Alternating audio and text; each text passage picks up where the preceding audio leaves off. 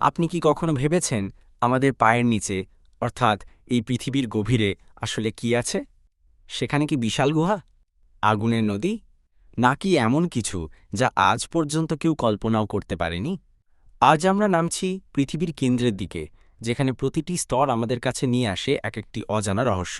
পৃথিবীকে বাইরে থেকে আমরা দেখি সবুজ, নীল আর পাহাড় পর্বতের এক দারুণ ছবি, কিন্তু ভেতরে পৃথিবী আসলে তৈরি 4টি স্তরে। সবচেয়ে উপরের স্তর ভূত্বক বা ক্রাস্ট, তার নিচে আছে ম্যান্টেল, তারপর বাইরের কোর এবং একেবারে কেন্দ্রে পৃথিবীর ভেতরের কোর, যেখানে গরমের মাত্রা সূর্যের থেকেও বেশি।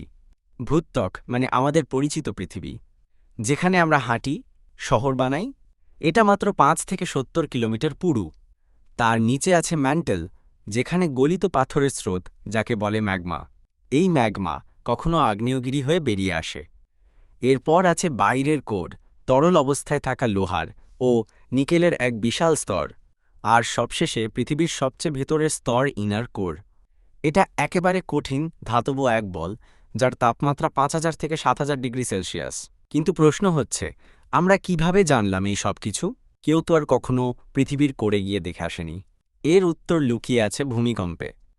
প্রতিটি ভূমিকম্পে তৈরি হয় সিসমিক ওয়েভ বা কম্পন তরঙ্গ, যা ভিন্ন ঘনত্বের স্তরে ভিন্নভাবে প্রতিফলিত হয়।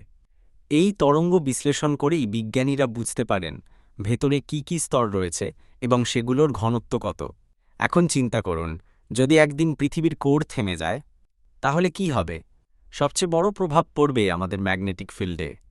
এই চৌম্বক ক্ষেত্র আমাদের রক্ষা করে সৌরঝড়, কসমিক রেডিয়েশন থেকে। কোর বন্ধ হলে এই ঢাল হারাবে পৃথিবী এবং শুরু হবে ধ্বংসের প্রতিটি অধ্যায়। পৃথিবীর গভীরতা যেন এক মহারহস্য, যেখানে আমাদের কোনো চোখ পৌঁছায় না, কিন্তু বিজ্ঞান, তথ্য আর কল্পনার আলোতে আমরা প্রতিনিয়ত অনুধাবন করছি আমাদের এই গ্রহের গোপন সত্য। ধন্যবাদ দেখার জন্য।